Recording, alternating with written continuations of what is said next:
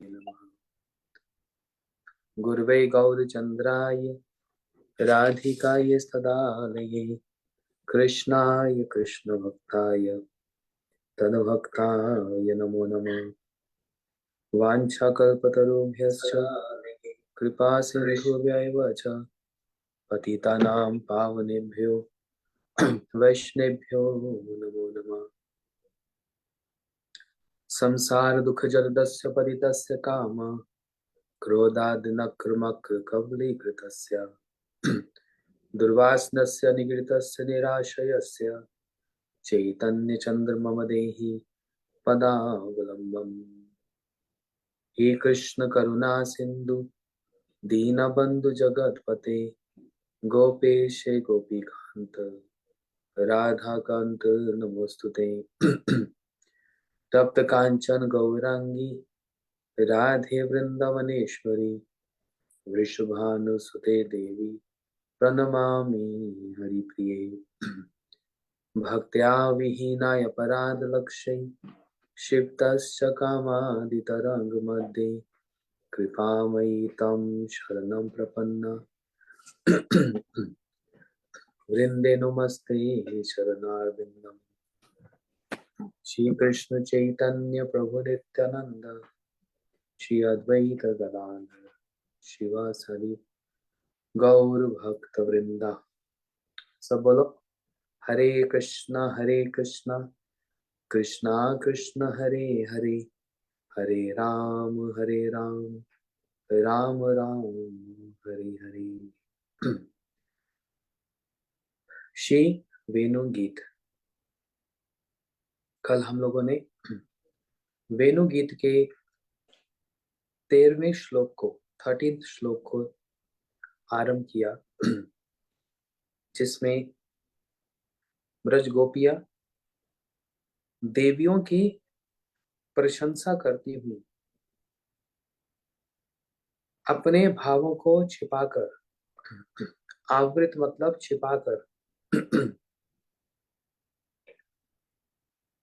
आवरण जो मैं कल बतला रहा था, कैसे अपने भावों को उन्होंने ढक लिया, किसके माध्यम से? बछड़ों के लिए, गैया के जो बछड़े हैं, अपने भावों को तुरंत वहां पर परिवर्तन किया। ऐसा करके वे प्रेमवती ब्रज गोपियां कहने लगी, सखी, आकाश में विचरण करने वाली देवियां की दशा देखकर साधारणतः ऐसा प्रतीत हो सकता है कि ये देवियां रमणी जाति की हैं। इसका मतलब क्या हुआ? कह रहे हैं सखी, जो आकाश में जो देवियां हैं बड़ी सुंदर सुंदर हैं, इनको देखने से लगता है ये कौन सी जाति की है? ये रमणियां हैं। रमणियां समझते हैं क्या होता है?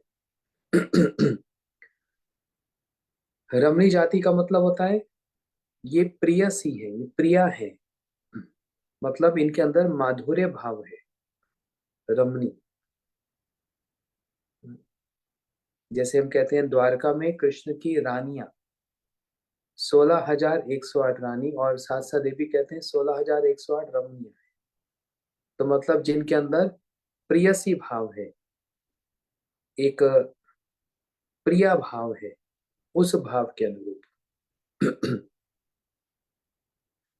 ये स्वर्ग की देवियां रमणी जाती हैं तथा नाना प्रकार के मधुर भाव चित्र में निपुण है।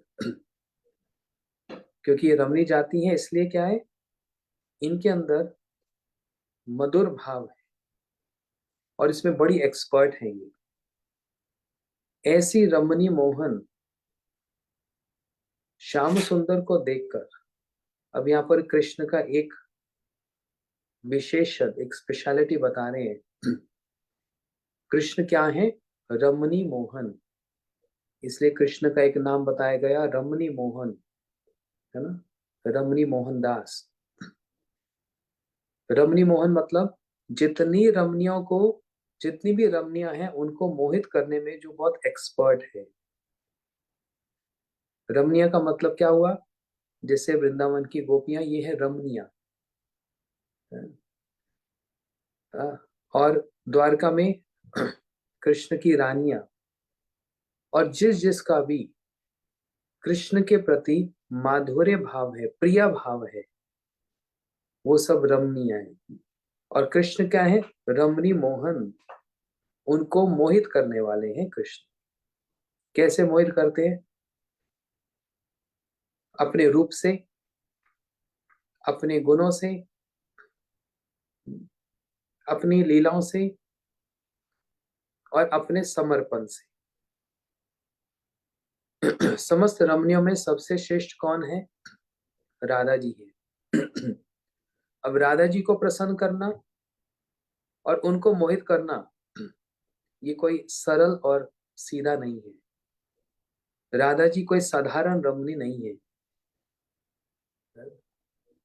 क्योंकि राधा जी प्रेम गुरु, चेतना चेतनामृत में क्या कहा? राधा जी को बताया वो प्रेम के गुरु है। राधिका प्रेम गुरु, अमी शिष्य नट, सदा अमा नाना नित्य नचाए उतबट। कृष्ण हाथ जोड़ के बोलते हैं, राधा जी आप मेरे प्रेम की गुरु हैं। आपका प्रेम ऊंचा, मेरा प्रेम साधारण, इसलिए आप मेरे प्रेम की गुरु हैं। और इसलिए समस्त रमणियों में राधा जी सबसे श्रेष्ठ है, और कृष्ण उन राधा जी को भी मोहित कर लेते हैं। किस प्रकार से? मैंने बतलाया, अपने रूप से, अपने गुणों से, अपने वेणु से, अपनी लीलाओं से राधा जी के मन को भी मोहित कर लेते हैं। अच्छा, साधारण लोग प्रश्न कर सकते हैं, कृष्ण का कुब्जा से प्रेम हुआ, कृष्ण का 16,108 रानियों के साथ विवाह हुआ, मतलब प्रेम भी तो हुआ। लेकिन वृंदावन में भी राधा जी के साथ होते हुए भी राधा जी की जो काउंटर पार्ट है, चंद्रावली, पद्मा, शैब्या, ये सब विपक्षा है, अनफेवरेबल गोपी। इनको नाम ही विपक्षा होना है। विपक्षा मतलब होते हैं ऑपोजिट कैंप। किसके ऑपोजिट है? राधा जी के।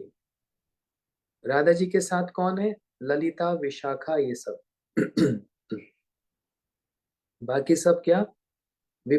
बाकी चंद्रावली, शैब्य, ये विपक्षा है। अच्छा, इनके साथ भी कृष्ण का प्रेम है, ये भी प्रेम वाली सेवा करती है। और राधा जी इस बात को जानती है, और इस बात को जानकर राधा जी को मान भी हो जाता है ना? बताया ना रूप गोस्वामी जी ने, अहिर एवं गति स्वभाव कुटिल भवेत, हेतु अहेतु यूनम मान उच्चते। कह रहे हैं जो अहिर एवं गति स्वभाव कुटिल भवेत, जो नव युवक नव युवती है, किशोर और किशोरी है, इनका स्वभाव, इनका प्रेम कुटिल है, सांप की तरह, सीधा नहीं है, टेढ़ा जाता है। इसलिए इनकी बातें भी सीधी नहीं होती, टेढ़ी होती है। और हेतु ना हेतु यू न मान उच्चते, जैसे कृष्ण अगर कुछ कहें, राधा जी के पास भी उसका उत्तर है। राधा जी कुछ कहें तो कृष्ण के पास भी पूरा उत्तर है। दोनों के आर्गुमेंट्स एकदम चलते रहते हैं। जैसे वो तर्क वितर्क, जो आर्गुमेंट्स का एक फ्लो चल रहा है, वही हम देखेंगे इसमें ब्रजमंडल परिक्रमा में। जो कन्वर्सेशन है, जो वार्तालाप है, राधा जी कुछ कहें, कृष्ण कुछ कहें, या कृष्ण कुछ कहें, राधा जी कुछ कहें, इनका कभी समापन होता ही नहीं है। और इसी के बीच में क्या होता है? हेतु अहेतु, कारण और बिना कारण, यूनम मान उच्चते। तो रूप गोस्वामी जी ने जो कहा, ये राधा जी और कृष्ण के लिए, ये जो नित्य किशोर नित्य किशोरी है, दोनों टीनेजर है। इनका प्रेम कैसा है? सीधा नहीं है, कुटिल है, सर्प की तरह, सांप की तरह है। राधा जी कभी किसी कारण से मान करती है, कभी बिना कारण के मान करती है ना। अब जैसे हमने चैतन्य चेतामृत का पाठ किया, आप लोगों ने सुना ना, एक बार कन्वर्सेशन था जब राधा जी कृष्ण से मथुरा में मिलन हुआ, सॉरी, राधा जी का ब्रजवासियों का कृष्ण के साथ कुरुक्षेत्र में मिलन हुआ। वहां पर राधा जी कैसे अपनी बातों को कह रही हैं और कृष्ण उनको कैसे सुना रहे हैं, आप लोगों ने सुना था ना। भूल गए सब, सब भूल गए। फिर इसको फिर सुनेंगे कभी, हाँ। बड़ा सुंदर डायलॉग है। राधा जी कुछ कह रही हैं और फिर भी कृष्ण भी कुछ में कुछ कह रही हैं। हम इसको सुनेंगे एक बार, वेरी इंटरेस्टिंग टॉपिक। तो कभी कारण से मान, कभी बिना कारण से मान, और कृष्ण को अच्छे से पता है कैसे उस मान को प्रशमन करना है, उस मान को कैसे मनाना है। इसलिए कृष्ण का एक नाम है रमणी मोहन। और सारी रमणियों में सबसे श्रेष्ठ कौन है? एक भजन है ना भक्ति ठाकुर जी का, रमणी शिरोमणि विश्वभानुनंदनी नीलावसाना परिधान। कितना सुंदर भजन है ना। तो उसमें आरंभ कहाँ से होता है? रमणी शिरोमणि। चंद्रावली भी रमणी है, ललिता जी भी रमणी है, विशाखा जी भी रमणी है। ये सारी रमणीय है, लेकिन इनकी जो शिरोमणि, जो इनकी सब श्रेष्ठ जो है, वो है राधा जी। और कृष्ण क्या है? रमणी मोहन, सारी रमणियों को मोहित करने वाले हैं, ये है कृष्ण। अच्छा, तो इसलिए कह रहे हैं, इसलिए रमणी मोहन श्याम सुंदर को देखकर उनके श्रृंगार रसो दीपक वेणुनाद को श्रवण कर का मुग्ध हो पड़ी है। समझ नहीं आ रहा होगा ना शुद्ध हिंदी में, लेकिन बड़े सुंदर सुंदर एक एक शब्द जो है उसका बड़ा मर्म है। कह रहे हैं ये स्वर्ग की जो देवियां हैं, जो रमणियां हैं, ये बहुत सारे मधुर भाव में निपुण हैं, एक्सपर्ट हैं। इसलिए जब ये श्याम सुंदर को देखते हैं, उन कृष्ण के श्रृंगार रसो दीपक वेणुनाद को श्रवण कर काम मुग्ध हो पड़ी है। कृष्ण का वेणुनाद कैसा? वो थे उनके श्रृंगार रस को उद्दीपक करने वाला, स्टिमुलेटिंग, स्टिमुलेशन। ऐसा होकर काम मुग्ध हो पड़ती है उनके अंदर। काम मतलब ये साधारण काम नहीं है।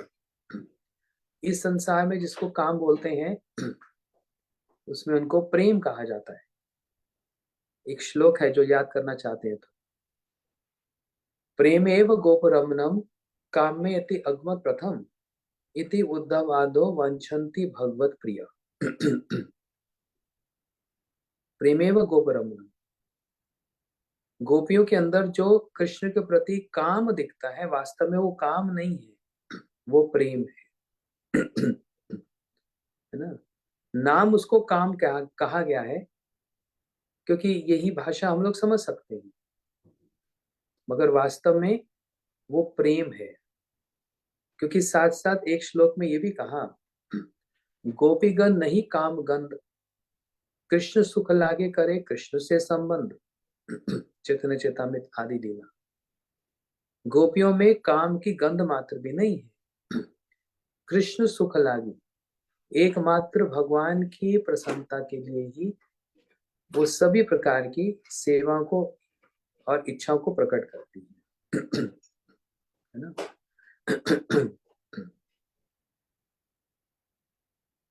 अच्छा, कहते हैं किंतु हमारे प्यारे ब्रजेंद्र नंदन, हमारे प्यारे कृष्ण के अंग प्रत्यंग, मतलब उनका एक एक अंग, उनके नयन, उनके कान, उनके नासिका, उनके अधर, उनका ग्रीवा मतलब गर्दन, वक्षस्थल, ये है सारा अंग प्रत्यंग। और उनकी अस्मोर्दम असीम रूप माधुरी। इसका मतलब क्या होता है? अस्मोर्दम असीम रूप माधुरी। शब्द अस्मोर्दम का मतलब जानते हैं? हाथ खड़े करो जो जो जानते हैं। कोई नहीं जानता? हम्म, इसलिए मेरे को एक एक शब्द समझाना पड़ता है। अस्मोर्द का मतलब होता है वो रूप जो कभी घटता ही नहीं है, वो रूप जो सब समय बढ़ता ही जाए, उसको बोलते हैं अस्मोर्द। अच्छा, इसका एक श्लोक है। जब कृष्ण कंस को मारने के लिए कंस की रंगशाला में पहुंचे, वहां पर मथुरा की रमणियां, मथुरा की जो सुंदर सुंदर स्त्रियां, जब उन्होंने श्याम सुंदर का रूप का दर्शन किया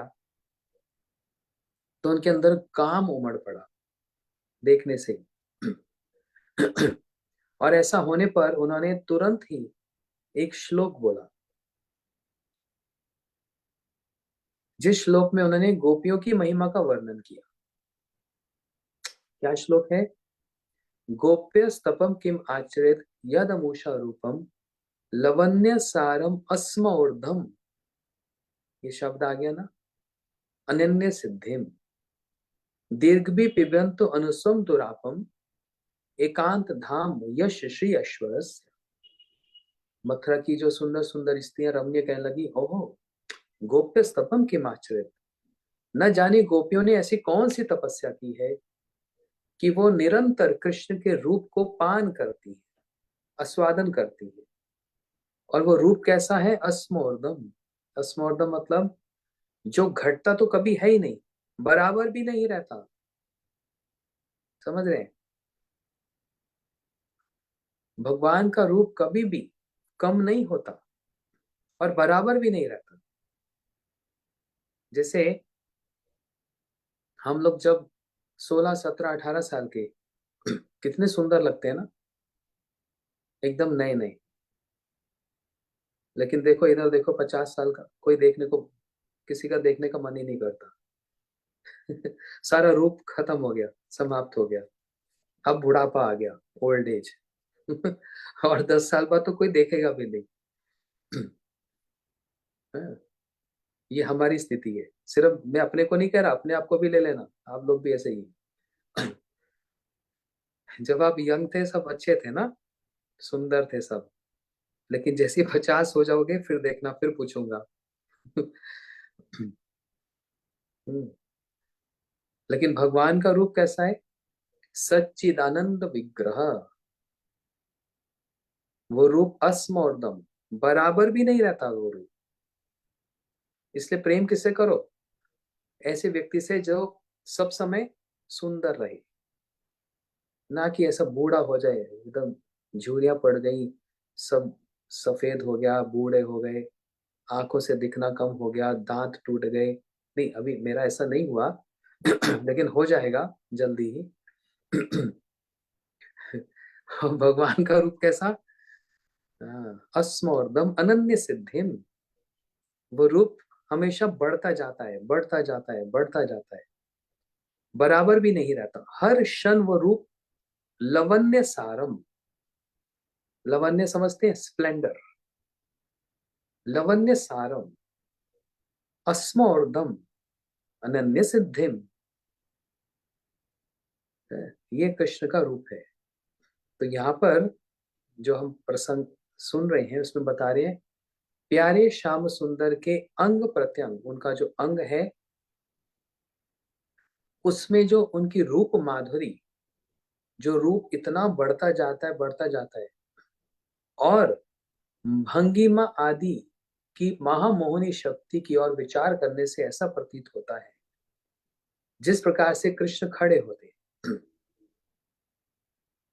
कैसे खड़े होते हैं? भंगिमा।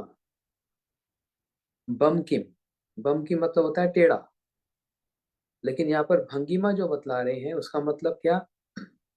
भंगी का मतलब कृष्ण के बात करने का जो एक स्टाइल है, उनके देखने का जो स्टाइल है, उनका मुकुट पहनने का जो एक स्टाइल है, हाथ में वंशी धारण करने का जो स्टाइल है, वस्त्र धारण करने का जो एक स्टाइल है, हर एक चीज में, कान के कुंडल में भी, नयनों के में काजल भी, एक भंगिमा, उनके जो बात करने का जो एक तरीका है ना, वो सब कैसा, एक ऐसी शक्ति, एक महामोहिनी जो मोहित कर लेती है, और साधारण मोहित नहीं, महामोहिनी एक जो शक्ति है श्री कृष्ण की, वो मोहित करने वाली।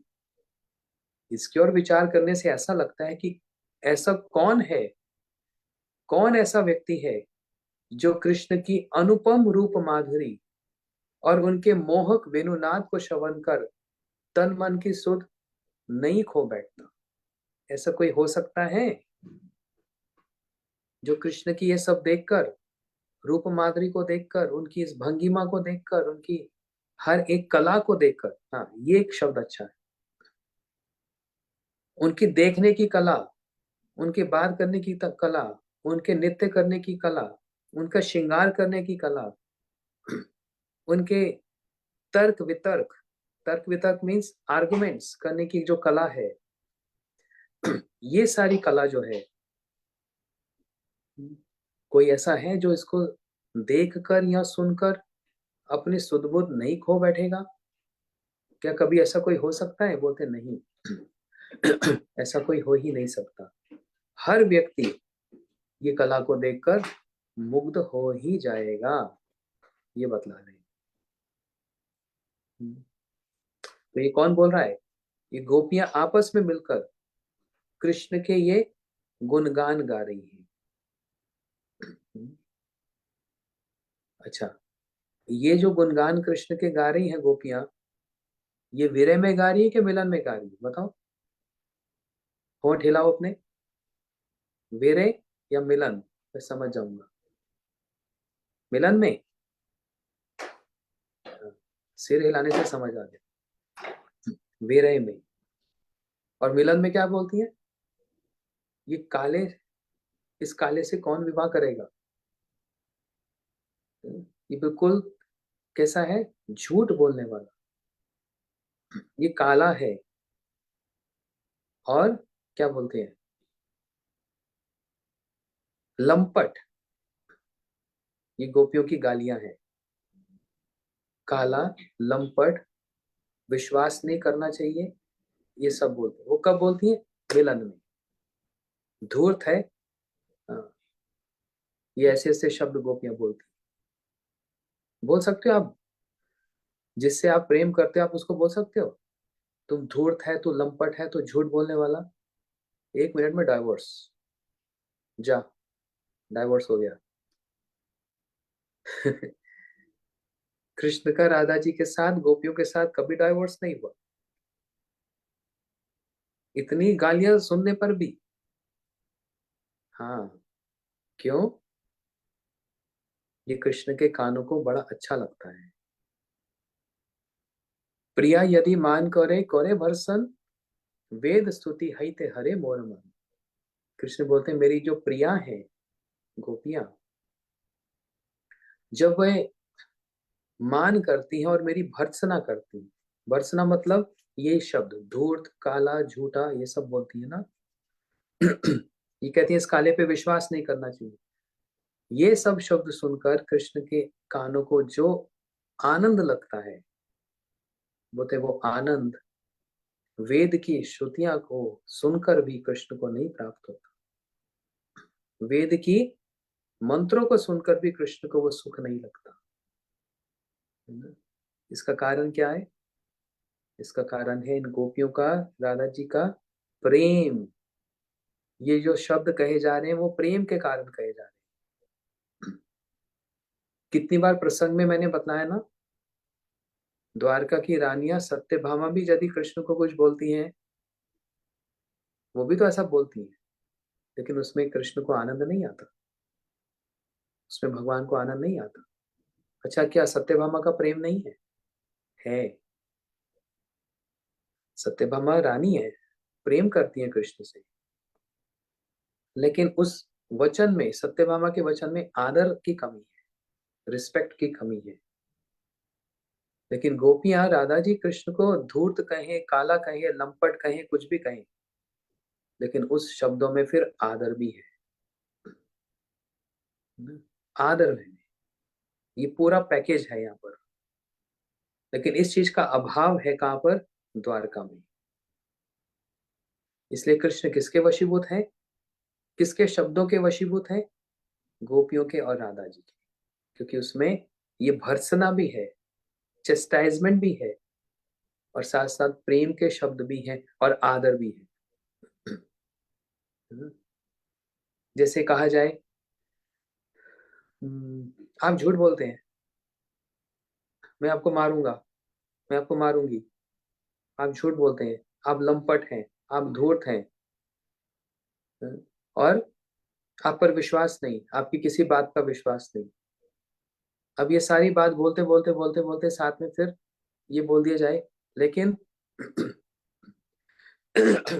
लेकिन हे श्याम सुंदर, आपके बिना हम रह भी नहीं सकती। एक एग्जाम्पल दिया, तो इसमें क्या पता लग गया? प्रेम भी है और आदर भी है और भर्त्सना भी है, सारी चीजें एक साथ मिलकर।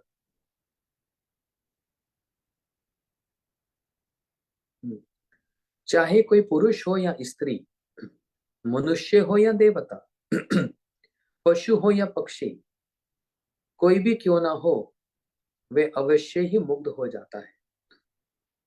ये बात गोपियां कह रही हैं।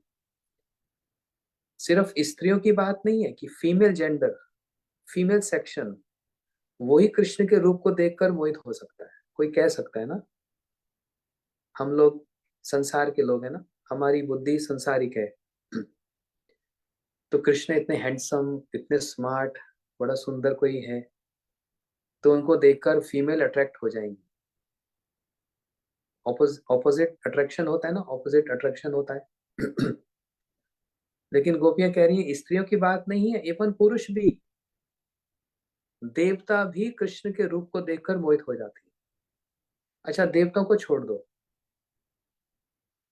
देवता भी कोई साधारण नहीं, ब्रह्मा जी कृष्ण के रूप को देखकर मोहित हो जाती है, शिव कृष्ण के रूप को देखकर मोहित हो जाती है, ये तो पुरुष है। और तो छोड़ो, राम जी की लीला में दंडन करने में, दंड करने में ऋषि मुनि, हजारों ऋषि मुनि बैठकर जब गोपाल मंत्र का जप कर रहे हैं, उन्होंने राम जी के रूप को देखा ना। अब ऋषि तो स्त्रियां नहीं है, तो पुरुष है, लेकिन राम जी के रूप को देखकर मोहित हुए कि नहीं? कृष्ण लीला में कितनी बार मैंने कथा को सुनाया, भोमा पुरुष जो द्वारका में ब्राह्मण के बालक को चुरा कर ले जाते थे। किस लिए ले जाते थे? कृष्ण के रूप को निकटता से देखने के लिए, पास से देखने के लिए। अब भोमा पुरुष तो स्त्री नहीं है ना। अच्छा, उद्धव जी स्त्री हैं या उनके अंदर स्त्री भाव है? नहीं, पुरुष भाव है। वे उद्धव जी भी कृष्ण के रूप को देखकर मोहित हो जाते हैं। तो ऐसे ऐसे तो कितने उदाहरण हैं। तो बस स्त्रियां ही नहीं, पुरुष हो या स्त्री, मनुष्य हो या देवता, कोई देवता भी क्यों ना हो, और साधारण मनुष्य की तो बात ही भूल जाओ, पशु हो या पक्षी। पशु में कौन सा उदाहरण आया? हिरन, गैया, बछड़े, खरगोश, रैबिट्स, ये तो पशु है ना। और पक्षियों में मयूर, शुक, सारी, ये जितने पक्षी हैं, ये भी कृष्ण को देखकर मोहित हो जाते हैं कि नहीं? अच्छा, कोई भी क्यों ना हो, वह अवश्य ही मुग्ध हो जाता है। जो एक बार कृष्ण को देख लेता है, एक बार जो कृष्ण को देख लेता है, वह चिर दिनों के लिए कृष्ण को अपना सब कुछ निछावर करने के लिए बाध्य हो जाता है। फिर से सुनो, बहुत इंपॉर्टेंट पॉइंट है। जो एक बार कृष्ण को देख लेता है वह चिर दिनों के लिए, मतलब सब समय के लिए, इनफाइनाइट, चिर दिनों के लिए कृष्ण को अपना सब कुछ निछावर करने के लिए हेल्पलेस, बाध्य हो जाता है।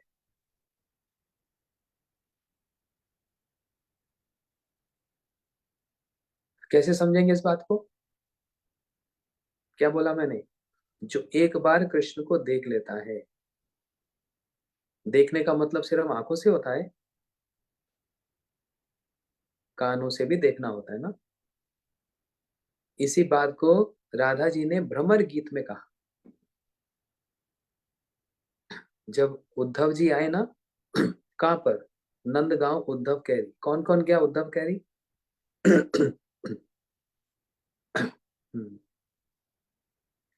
उद्धव कैरी में जब उद्धव जी आए और राधा जी कमल के पुष्प पर, कमल के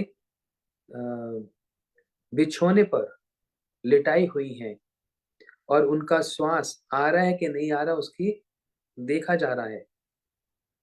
ऐसी स्थिति में राधा जी जब कृष्ण के विरह में ऐसी हो रही है कि अभी प्राण छोड़ देंगी, अभी प्राण छोड़ देंगी, उस समय एक भंवरा, एक भ्रमर उद्धव जी वहां पर जब आए तो राधा जी बड़बड़ा रही है। बड़बड़ा रही, समझ रहे हैं? जल्प,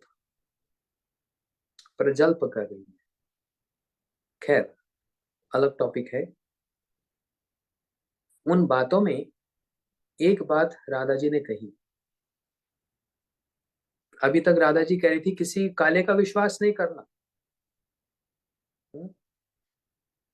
ये सारे काले झूठा, झूठ बोलने वाले और धोखा देने वाले, दे आर चीटर्स।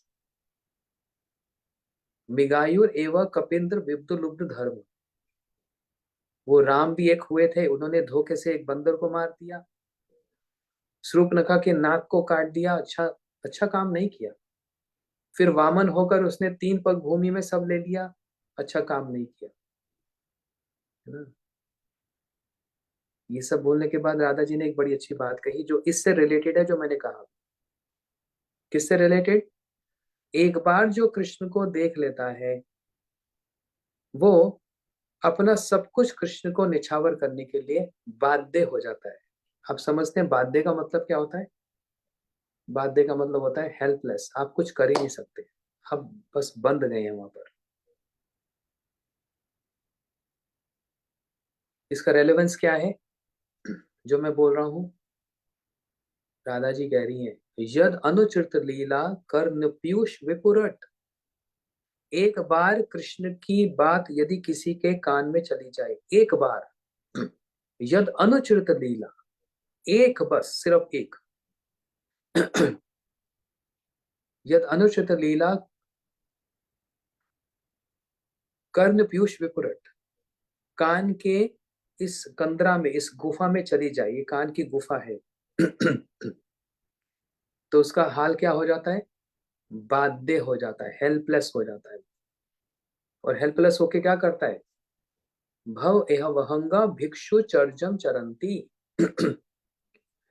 उसका घर बार नहीं रह जाता, उसका घर में मन नहीं लगता, वो वृंदावन चला जाता है।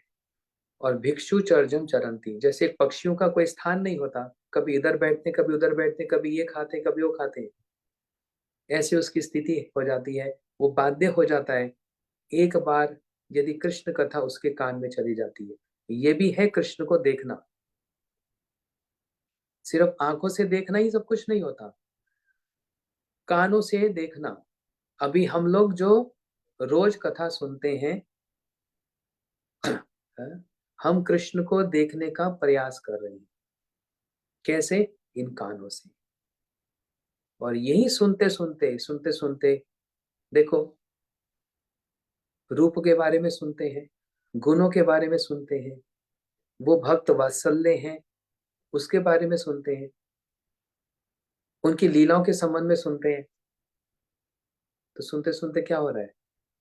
हम कृष्ण के देखने के बहुत निकट जा रहे हैं, लेकिन वो है तो अथाह समुद्र, वो तो एक समुद्र है, और हम एक एक बूंद पकड़ रहे हैं, एक बिल्कुल टाइनी, एक छोटी सी बूंद पकड़कर हम धीरे धीरे उस समुद्र की ओर अग्रसर हो रहे हैं, बढ़ रहे हैं। जिसको बोलते हैं कृष्ण को देखना।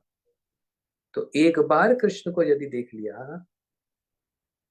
कहाँ गया, हाँ, एक बार जो कृष्ण को देख लिया है, और एक बार सच में वो कृष्ण कथा कान में चली जाए, वो हमेशा के लिए, चिरकाल के लिए अपना सब कुछ निछावर करने के लिए तैयार हो जाता है, वृंदावन चला जाता है। पीछे माँ रो रही है, पिता रो रहे हैं, पत्नी रो रही है, भाई रो रहा है, बहन रो रही है, मित्र रो रहे हैं, रिश्तेदार रो रहे हैं, रोते रहो। और उससे अगर पूछा जाए तेरे को हो क्या गया, पागल हो गया, बोलते नहीं, एक बार सीरियसली कृष्ण कथा को कान में डाल दिया, एक बार, नहीं नहीं बेटा, वापिस आ जाओ, हम तुम्हारे लिए एक घर बना देंगे, तेरे को डिस्टर्ब नहीं करेंगे, पत्नी के साथ रहना, काम करना या नहीं करना, हम तेरे को सपोर्ट करेंगे, लेकिन घर में रहो। उस समय वो क्या बोलता है, साधक क्या बोलता है, मैं बाध्य हूं, मैं कुछ नहीं कर सकता। बाध्य हूं मतलब आई एम हेल्पलेस देयर, मैं अब हेल्पलेस हूं, मेरा मन नहीं लगता। मेरा मन क्या करता है,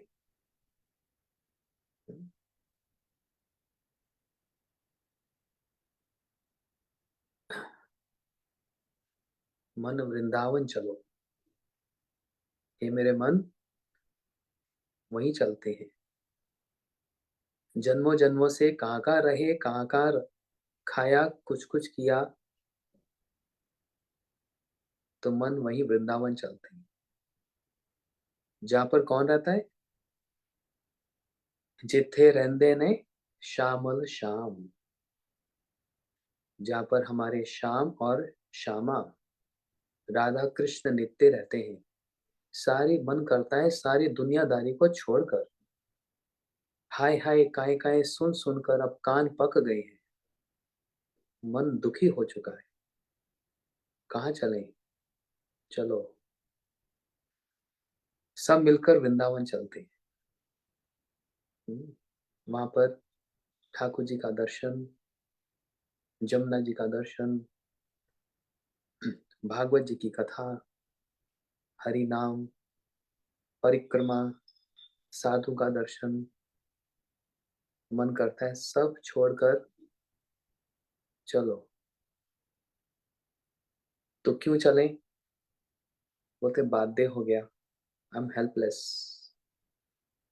सबको हाथ जोड़कर क्षमा, सॉरी, मैं कुछ नहीं कर सकता। क्यों, मैं बाध्य हो गया हूँ, अब मैं हेल्पलेस हो गया हूँ। ये कब होता है, जब एक बार कृष्ण का दर्शन हो जाए, और वो दर्शन सिर्फ आंखों वाला नहीं, कानों वाला भी हो जाता है। वृंदावन धाम की जय। ना, कब वृंदावन प्राप्त होगा पता नहीं। रोज ऐसी प्रार्थना करनी चाहिए, ये वृंदावन धाम कब मैं आपको प्राप्त करूंगा, कब मैं आपके चरणों में आऊंगा, मैं कब आपकी गोद में रहूंगा, कब। अब इसका मतलब ये नहीं, हाँ टिकट खरीदी चलो वृंदावन चलते हैं, एक साल दो साल रहे, हम वृंदावन पहुंच गए। हम लोग वृंदावन जाने की तैयारी कर रहे हैं, पैकिंग कर रहे हैं, और कुछ चीजों को अनपैक कर रहे हैं। क्या पैकिंग चल रही है, यही जो हरि कथा सुन रहे हैं हम लोग, धीरे धीरे उस वृंदावन की ओर, धीरे धीरे उस वृंदावन के प्रेम की ओर हमारा आकर्षण, हमारा अट्रैक्शन, उस वृंदावन के प्रति हमारा प्रेम, है ना। एक बार गुरुजी बैजर में थे। ये जून में बैजर का फेस्टिवल होता है यहाँ पर, कभी आप लोग आइएगा, बड़ा अच्छा लगेगा, कैलिफोर्निया में। अभी जून में होगा।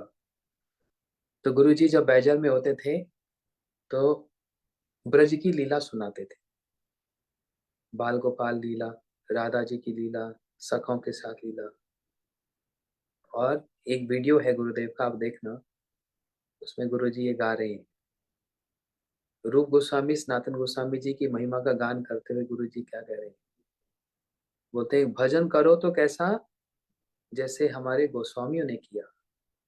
हे राध, हे राधे ब्रज देवी के चललिते, हे नंद सुनो कुतः, श्री गोवर्धन कल्प पाद पतले, कालिंदी वने कुतः, घोषंताविति सर्वतो ब्रजपुरे, खेदिर महावीवलो। बस गुरुदेव ने इतना कहा और बस। फिर गुरुजी ऐसे कर रहे, वो वीडियो का इमिटेशन करके दिखला रहा हूं मैं। गुरुदेव रोने लगे जहां पर महावीवलो बोला। अच्छा, इसका मतलब क्या हुआ, बोलते हैं जैसे रूप गोस्वामी, सनातन गोस्वामी, रघुनाथ दास गोस्वामी, ये सारे 6 गोस्वामी पूरे ब्रज में कैसे डोलते हैं। हे राधे ब्रज देवी के, हे राधा जी आप कहाँ हैं, हे नंद सुनो कुतः, हे नंद जी के पुत्र, हे कृष्ण आप कहाँ हो। कभी जमुना जी के तट पे जाऊं कि गोवर्धन में जाऊं कि वृंदावन में जाऊं, आप कहाँ मिलेंगे। घोषण ताविति सर्वतो ब्रजपुरे, खेदिर महावीवलो। सब जगह घूमते घूमते आंखों में आंसू, हृदय पिघल रहा है, और वीरे में कातर होकर बस राधे कृष्ण पुकार रहे हैं। और गुरुजी एकदम इमोशनल हो गए। अब आप लोग देखना वो वीडियो, में किसी से मिलेगा मैं आपको फॉरवर्ड करूंगा ग्रुप में। क्यों गुरुदेव ऐसा, ये बोलते बोलते एकदम ऐसा हो गए, क्योंकि वहां रहे ना वृंदावन में, मथुरा में, सारा जीवन वहीं पर रहे, इसलिए प्रेम किससे है, ब्रज धाम, वृंदावन से प्रेम है। इसलिए जब वृंदावन से कभी दूर बाहर जाया जाता है, तब हृदय में पीड़ा होती है, हाय मैं कहाँ था और मैं कहाँ आ गया। उस वृंदावन के गलियों को छोड़कर, वृंदावन की उस माधुरी को छोड़कर, हाय मैं कहाँ आ गया, कहाँ फंस गया। सच में कहाँ फंस गया। मेरा मन करता है मैं पुनः फिर से वहां वृंदावन चला जाऊं, है ना? लेकिन हेल्पलेस, बाध्य है। एक तरफ तो ये वाली भावना है और दूसरी तरफ भी क्या है, आदेश, ऑर्डर्स। किसका, उन्हीं गुरुदेवों का, गुरुदेव के गुरुदेव का उनको ऑर्डर, कि सारी जगह जाकर, विश्व में जाकर, वृंदावन का जो भाव है, जो ब्रजवासियों का कृष्ण के प्रति प्रेम है, जो राधा जी का कृष्ण के प्रति जो समर्पण है, जो उनकी सेवा है, जो भी कुछ करती हैं कृष्ण के प्रेम के लिए करती हैं, उनको सुख देने के लिए है। उनकी भर्त्सना करना, उनको धूर्त कहना, या उनसे मिलने के लिए बहाने बनाना, ये सब जितना भी कुछ, सब कृष्ण की प्रसन्नता के लिए, उस प्रेम को बढ़ाने के लिए, कृष्ण की इंद्रियों का वर्धन हो, आनंद वर्धन, प्रेमा निकेतन, है ना। इस भावों का सारे विश्व के घर घर में जाकर, कोने कोने में जाकर इसका प्रचार करना। अब एक तरफ मन करता है वृंदावन चले, मन चल वृंदावन चलिए, और दूसरी तरफ गुरु जी का आदेश क्या बड़ा है, बस यही बात समझने वाली है। लेकिन सच में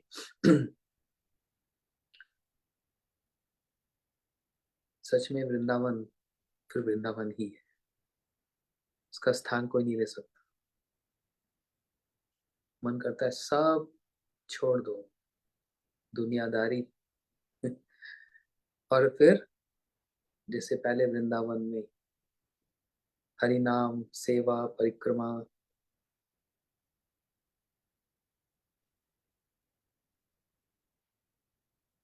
हरे कृष्ण। तो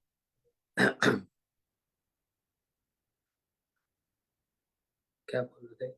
हाँ, एक बार जो कृष्ण को देख लेता है वो बाध्य हो जाता है, हेल्पलेस। वो अपने हाथ में उसका कुछ नहीं है, मैं कुछ नहीं कर सकता। प्यारे कृष्ण गोचारण के लिए परम रमणीय वृंदावन में प्रवेश करते हैं। गोपियां क्या कह रही है? हमारे प्यारे कृष्ण गैयों को लेकर बड़े सुंदर इस रमणीय स्थान वृंदावन में जब प्रवेश करते हैं, गोचारण क्यों करते हैं? इतने बड़े भगवान ये गैयों को लेकर क्यों जाते हैं, गोचारण क्यों करते हैं? इस बात को गोपियों ने कहा, सखी ये तो एक बहाना है। क्या क्या बहाना है?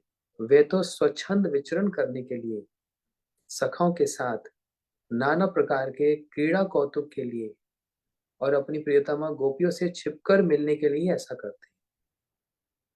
क्या मतलब? कृष्ण गैयों को लेकर क्यों जाते हैं? क्या कारण है? बोलते हैं तो बहाना है, वास्तव में आना है। ये बहाना है, वास्तव में आना है। कहां पर? वृंदावन में सखाओं से मिलने के लिए। सखाओं से मिलने के लिए मतलब उनके साथ खेलने के लिए। और इससे भी ज्यादा रहस्य की बात, सीक्रेट बात क्या है? अपनी गोपियों से मिलने के लिए, राधा जी से मिलने के लिए, बस। और गैया तो इंस्ट्रूमेंट है, एक बहाना है। वास्तव में राधा जी से मिलने का ही बहाना है। ये है कृष्ण की गोचरण लीला का अर्थ। छिप कर मिलने के लिए ही ऐसा करते हैं। जब वे अपनी अधर सुधा को वेणुनाद के माध्यम से संचरित करते हैं। अधर सुधा मतलब उनके होठों का अमृत किस में डालते हैं? उस वेणु को जिसको उन्होंने धारण कर रखा है, उसमें जब अपने अधर के अमृत को संचारित करते हैं, तो उस अमृत की आस्वाद को वर्णन करने में किसी का समर्थ नहीं होता। क्या वो स्वाद है, कोई बता नहीं सकता, कोई वर्णन नहीं कर सकता।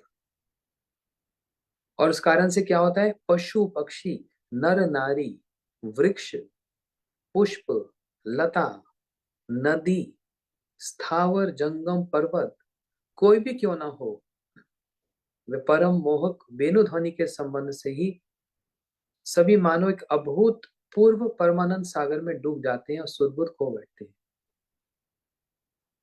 नदी हो, पर्वत हो, पशु पक्षी हो, मनुष्य हो, देवता हो, कोई भी क्यों ना हो, जैसे ही उन्होंने ये वेणु ध्वनि को सुना, है ना, तो सब अपनी सुदबुद खो बैठते हैं। अब इसको समझना। गोलोक वृंदावन में कृष्ण रास करते हैं और पैरेलल गोलोक वृंदावन के पैरेलल में क्या है? श्वेत द्वीप, जहां महाप्रभु जी संकीर्तन करते हैं। एक तरफ कृष्ण का गोपियों के साथ रास चल रहा है और ठीक उसके पैरेलल श्वेत द्वीप में महाप्रभु जी अपने भक्तों के साथ संकीर्तन कर रहे हैं। वो संकीर्तन क्या है? रास। इसलिए उस महाप्रभु के संकीर्तन में भाग लेने से, उसमें सम्मिलित होने से तो प्रवेश होगा कहां पर? कृष्ण के रास में प्रवेश होगा। कोई डायरेक्ट कृष्ण के रास में प्रवेश नहीं करेगा। उससे पहले महाप्रभु के संकीर्तन में शुद्ध बुद्ध खोनी पड़ेगी और इसके लिए आपको नवदीप आना पड़ेगा और इसलिए आपको नवदीप परिक्रमा में आना पड़ेगा। No escape, no option. अगर सच में हेल्पलेस, बाध्य हेल्पलेस होना चाहते हैं तो नवदीप आना पड़ेगा। अकेले मायापुर नवदीप का दर्शन करोगे, क्या मिलेगा? इधर दर्शन किया, उधर दर्शन किया, गंगा जी में स्नान किया, हाँ, अच्छा अच्छा प्रसाद पा लिया, इस्कॉन रेस्टोरेंट में चले गए, बर्गर खा लिया, पिज्जा खा लिया, ये सब होगा। लेकिन हाँ, परिक्रमा में तो बहुत भीड़ होती है, 6,000 लोग, कैसे होगा? No pain no gain. उस संकीर्तन में उसका आस्वाद लेने के लिए ये वाला पेमेंट तो करना ही पड़ेगा। This is the payment.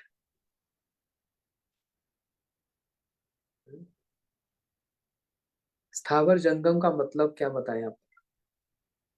Movable and immovable, जो चलने वाले और जो नहीं चलने वाले। वृक्ष हैं जैसे, चल नहीं सकते, घर हैं वो चल नहीं सकते, ये भी मुग्ध हो जाते हैं। इसलिए महाप्रभु के संकीर्तन में या फिर कहीं भी आपके टेरिटरी में, क्षेत्र में, दिल्ली हो, पंजाब हो, चंडीगढ़ हो, फरीदाबाद हो, कहीं पर भी, अमेरिका हो, हॉलैंड हो, जर्मनी हो, कोई भी देश जहां पर संकीर्तन होता है, वहां पर कोई होश रहता है? सब होश खो बैठते हैं। और ये जो संकीर्तन इधर उधर होता है तो सैंपल है, इसका जो एक्सप्लोजन होता है वो नवदीप परिक्रमा में ही होता है।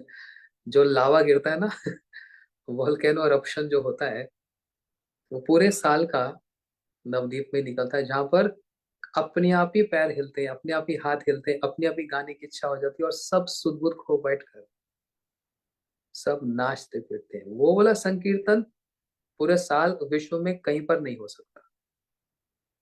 उसकी जो जो वो एसेट है, वो जो संपत्ति, वो नवदीप में ही है। और क्यों ना हो, ये महाप्रभु की स्वयं नित्य स्थली है। महाप्रभु स्वयं उस नवदीप में नाचे अपने भक्तों के साथ। मुकुंद माधव यादव हरि, बोलो रे वदन भोरी। महाप्रभु जी नृत्य करते, उदंड नृत्य करते, है ना? तो जब तक उस संकीर्तन में सुदबुद नहीं खो बैठेंगे, तब तक कृष्ण की रासलीला में प्रवेश नहीं होगा। सुदबुद खोने का मतलब समझते हैं? हम तो फिर भी नृत्य करते हैं, कीर्तन करते हैं, घंटे घंटे पसीना से लथपथ हो जाते हैं, फिर भी सुध रह जाती है, हाँ प्यास लगी, पानी पीना है ना? गौर पूर्णिमा के दिन सब नृत्य करते हैं ना, कोई रह नहीं पाता, किसी के पैर रुकते नहीं, फिर भी सुध-बुध रहती है। हाँ, अब मैं थक गया, अब मेरे को प्यास लगी है, चरणामृत पी लूं, पानी पी लूं। लेकिन हमारे गुरु महाराज जी, मेरे गुरु महाराज जी, शिव भक्ति प्रमोद पुरी गोसाई महाराज, जगन्नाथपुरी में जगन्नाथ जी की रथ यात्रा जब हो रही थी, तो उसमें भी भयंकर, नॉट भयंकर, विराट नृत्य चल रहा था, संकीर्तन हो रहा था। और गुरु महाराज के जेब में एक पर्स था, एक वॉलेट था, और वहां पर इतनी भीड़ होती है तो पिक पॉकेटर भी होते हैं। तो उन्होंने, जेब कतरे ने गुरु महाराज की जेब से पर्स निकाल लिया। और गुरु महाराज हाथ उठाकर इस संकीर्तन में जो आनंद में नाच रहे हैं, बड़े एकदम जैसे हेल्पलेस, होश ही नहीं है। और वो जेब, उसने जेब से पर्स निकाल लिया और उसमें से हमारे एक भक्त ने देख लिया और बार बार गुरु महाराज जी को बोल रहे हैं, महाराज महाराज, वो महाराज, ऐसे इशारा कर रहे हैं। और गुरु महाराज जी डिस्टर्ब हो रहे हैं, चुप करो, और अपना हाथ ऊपर करके नृत्य कर रहे हैं, चुप करो।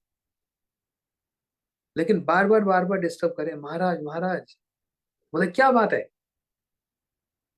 बोलते देखो वो आपका पर्स लेके चला गया। गुरु महाराज जी बोल रहे ले जाने दो, पैसा ही ले गया ना, ले जाने दो, मरने दो, पैसा फिर से आ जाएगा, पर्स फिर से आ जाएगा, लेकिन इस समय जो भाव आ रहा है वो फिर का आएगा नहीं आएगा पता नहीं। मैं किसको ज्यादा वैल्यू करूं, इस समय जो वो जो इमोशंस और जो भाव आ रहा है उसको वैल्यू करूं, उसको महत्व दूं, या फिर ये जो पैसा चला गया उसको महत्व दूं। बताओ हम लोग क्या करेंगे, मेरी जेब से अगर कोई पर्स ले जाएगा, अच्छा मेरा मोबाइल कोई ले जाए तो क्या करूंगा, मैं तो भागूंगा उसके पीछे, मेरा मोबाइल चाहिए। ऑफ कोर्स चाहिए, उसमें सारे कॉन्टेक्ट्स हैं, सब मैसेजेस हैं, सब कुछ है भाई। लेकिन यही अंतर है हमारे साधारण लोगों में और हमारे गुरुजनों में। वो उस संकीर्तन में भी साक्षात महाप्रभु का दर्शन कर रहे हैं, साक्षात महाप्रभु की प्रेजेंस को देख रहे हैं उस संकीर्तन में, उसके सामने सब कुछ फीका है ना। जैसे मैं कहूं, एक हाथ में रखो वृंदावन और एक हाथ में रखो और सब कुछ, किसकी इंपॉर्टेंस है, और सब कुछ फीका है, सब कुछ ड्राई है, फेडेड है। सबसे इंपॉर्टेंट क्या है, वृंदावन, उसके लिए कुछ भी कर जाए। वैसे कितने भक्त है ना वृंदावन में, मठ में रहते हैं, अपना घर छोड़ दिया, अपनी माता को रुला दिया, अपने पिता को रुला दिया, अपने भाई के प्रेम को छोड़ दिया, रिश्तेदारों के पुकार, उनकी प्रार्थना को त्याग दिया, सारे रिलेशन को त्याग दिया, सुख ऐश्वर्य आराम, एसी में सोना, नौकरों से सेवा लेना, सब त्याग दिया। किसके लिए, एक ही पॉइंट, वृंदावन में। जब मैं अपनी पर्सनल बात बताता हूँ, जब मैं ऐसा किया था, जब मैंने ऐसा किया था उस समय में 95 जनवरी, तो रिश्तेदारों ने ऐसे ही बोला था, जो बड़े लोग आए थे, ऐसा वृंदावन में क्या है जो तुमको घर में नहीं मिलता, कौन सी ऐसी फैसिलिटी वृंदावन में है जो घर में नहीं मिलती। घर में माता का प्रेम, पिता का प्रेम, भाई का प्रेम, रिश्तेदार का प्रेम, हाँ एसी मिलता है, सर्वेंट्स हैं, गाड़ी है, ड्राइवर है, पैसा है। वृंदावन में क्या है, क्या मिलेगा तुमको यहाँ पर, है ना। वैलिड क्वेश्चन, इनवैलिड क्वेश्चन, किसका कंपैरिजन किससे कर रहे हैं, वृंदावन का कंपैरिजन इन सारी चीजों से, इनवैलिड, इरेलेवेंट। ऐसा वृंदावन में, ये तो बाहर के लोग हैं, यही बोलेंगे ना, ऐसा वृंदावन में क्या है। अरे जो वृंदावन में है वो पूरे संसार में नहीं है, जो वृंदावन में पूरे संसार में नहीं है। इसलिए एक बार जिसको वृंदावन का रस लग गया ना, वो कभी भूल नहीं सकता, और बार बार बार बार वृंदावन को ही स्मरण करेगा। उसके उस वृंदावन के सामने सब कुछ त्याग करना, सब फेडेड है। बस ये वही जान सकता है जिसको सच में अनुभव है, एक्सपीरियंस है। ये साधारण बात नहीं ना, हम लोग सुन रहे हैं, कह रहे हैं, लेकिन जिसको वह स्वाद प्राप्त है वो डिस्क्राइब भी नहीं कर सकता, कांट एक्सप्लेन, वो डिस्क्राइब भी नहीं कर सकता कि ऐसा क्या है।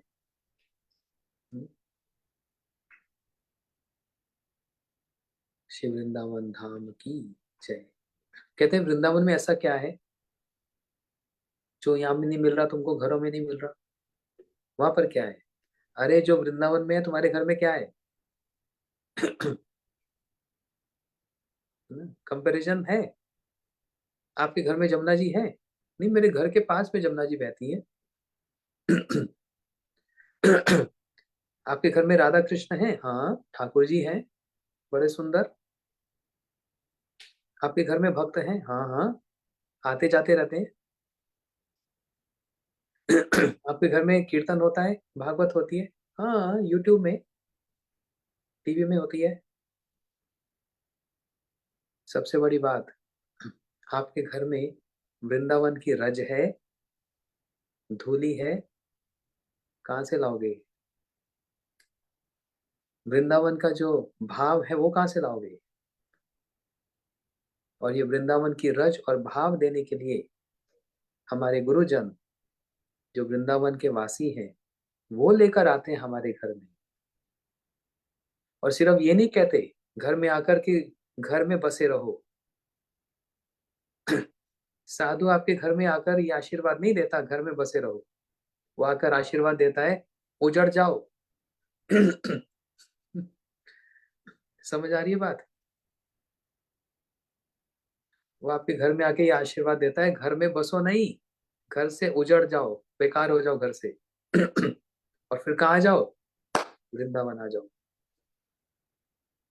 जिथे रहंदे ने श्यामल श्याम, जहाँ पर, हाँ, एक भजन है, एखनो श्री वृंदावनी वंशी बाजे रे, बंगला में है। क्या मतलब? आज भी वृंदावन में वंशी बज रही है, आज भी वृंदावन में कृष्ण रास कर रहे हैं, आज भी वृंदावन में समस्त लीला हो रही है।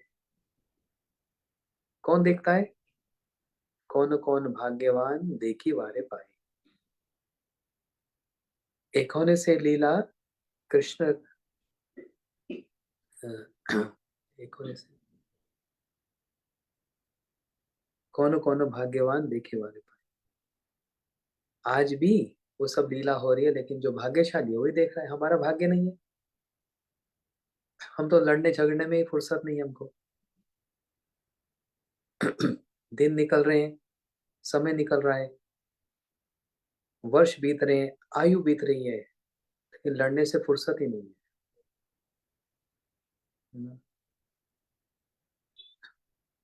बिल्कुल फुर्सत ही नहीं है। एक बड़ा सुंदर वीडियो देखा, एक व्यक्ति चल रहा था, उसके साथ चलते चलते एक साधु भी चलने लग गया। परिक्रमा, वृंदावन की परिक्रमा। बोलते महाराज आप रोज वृंदावन परिक्रमा करते हैं? बोलते हाँ। आप तो बहुत तेज चलते हैं, और आपकी उम्र भी बड़ी है, आयु बड़ी है, मैं जवान। मैं इतनी धीरे धीरे चल रहा हूँ, आप कैसे इतनी तेज चल रहे हैं? तो साधु ने बोला बेटा तेरा, तेरे पर भार बहुत है ना, तूने बहुत सारा वेट उठाया हुआ है, इसलिए तू धीरे धीरे चल रहा है, और मेरे पे तो कोई वेट नहीं है इसलिए मैं तेज चल रहा हूँ। बोलते नहीं महाराज आप तो थोड़े से मोटे से लग रहे हैं, मैं तो पतला सा जवान। बोलते बेटा ये शरीर का वेट की बात नहीं कर रहा। बोलते फिर कैसे? बोलते एग्जाम्पल प्रैक्टिकली समझाऊं। उसने 5 पत्थर दिया, मोटे मोटे 5 पत्थर उसकी पीठ पर रख दिया। बोलते अब चल। जब वो चला उसकी स्पीड कम हो गई, क्योंकि बाहर हो गया ना। 5 कदम चलने के बाद एक पत्थर हटाया, स्पीड थोड़ी सी बढ़ गई। दूसरा पत्थर हटाया, स्पीड बढ़ गई। तीसरा पत्थर हटाया, स्पीड बढ़ गई। चौथा हटाया, पांचवा हटाया, स्पीड बढ़ गई। बोलते महाराज मैं समझा नहीं क्या कहना चाह रहे? बोलते जितना तुम्हारे पर वेट था उतनी तुम्हारी स्पीड कम हो रही थी। जितना वेट मैंने उठा दिया तुम्हारे बॉडी से, पत्थर वाला वेट, उतनी स्पीड तुम्हारी बढ़ गई। बोलते मतलब क्या? बोलते मतलब ये, तुम इतना वेट लेकर परिक्रमा कर रहा है। कौन सा वेट? किसी से एनवियस, किसी से जेलसी, किसी से आर्गुमेंट, किसी से झगड़ा, किसी से नफरत। इतने सारे वेट को लेकर कैसे तू जी रहा है? और उसने बोला देख मेरे को तो कोई वेट ही नहीं है, ना मेरे को किसी से कोई ईर्ष्या है, ना मेरे को किसी से कोई जेलसी है, नफरत है, ना मेरे को किसी से कुछ लेना देना है। मैंने सारे वेट को फेंक दिया और मैं हल्का हो गया। और जब हल्का हूं तो परिक्रमा करना कितना आसान हो गया। मतलब हरि नाम करना, ये सब करना कितना आसान हो गया। लेकिन हम लोग ऐसे गधे हैं, सच में हम लोग ऐसे गधे हैं, हमने इतना सारा वेट अपने सिर पर रखा हुआ है। सटल, उस वेट को लेकर चल रहे हैं, इस वेट को उठाकर फेंक के, और हल्के हो जाओ, लाइट हो जाओ। और लाइट होने पर फिर हर चीज एक्सेलरेट हो जाएगी, बढ़ जाएगी। बोलो श्री वृंदावन धाम की जय। आप सबके लिए एक एक न्यूज है, गुड न्यूज। जो लोग इंग्लिश समझ सकते हैं उनके लिए, जो हिंदी, जो इंग्लिश नहीं समझते उनके लिए शायद ये गुड न्यूज नहीं होगी। हमारे गुरु भाई हैं, मैं उनको इंट्रोड्यूस करूंगा कल। मैं उनको इंट्रोड्यूस करूंगा, उनको जूम पे बुलाऊंगा मैं, और वो अमेरिका में रहते हैं। वो आप सबको उपदेशामृत पढ़ाएंगे once in a week, every Saturday और Sunday. Once in a week 1 घंटा, बहुत elaborate, point to point, word to word, मतलब is very very efficient and fluent in that Upadeshamrita. कि मैं भी जब उनकी कथा सुनता हूँ, मेरे गुरु भाई हैं, मैं भी जब उनकी कथा सुनता हूँ, I also get amazed because he done a thorough study on this book Upadeshamrita. तो वो बहुत बड़े बिजनेसमैन हैं, और बहुत बिजी रहते हैं। लेकिन मैंने उनको रिक्वेस्ट की कि मेरे स्टूडेंट्स हैं, मैं चाहता हूँ ये लोग वेणु गीत तो सुन रहे हैं, लेकिन वेणु गीत पूरा रस से भरा हुआ है। लेकिन वेणु गीत में एंट्रेंस कैसे होगी?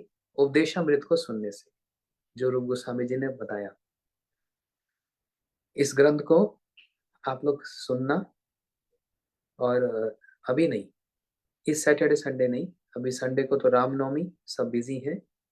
उसके नेक्स्ट जो वीकेंड होगा वो मैसेज आ जाएगा, तब से वो स्टार्ट करेंगे। Total 20 classes. सिर्फ 20 क्लासेस में, 20 क्लासेस में वो पूरा उपदेशामृत बुक रीडिंग, बुक स्टडी आप सबको कराएंगे। Yes, you want to hear? ठीक है, वेरी गुड। तो मैं उनको बोलूंगा, रिक्वेस्ट करूंगा, कल वो स्क्रीन पर आएंगे तो मैं आपको सबको उनके साथ इंट्रोड्यूस कराऊंगा। Is very very, he is born devotee and very fluent in speaking Hari कथा। जैसे हॉलैंड में विजय कथा बोलते हैं, ऐसे ही यहाँ पर ये भी भगवत गीता सेमिनार करते हैं। ठीक, गौर प्रेमानंदे, हरि हरि बोल, हरे कृष्ण।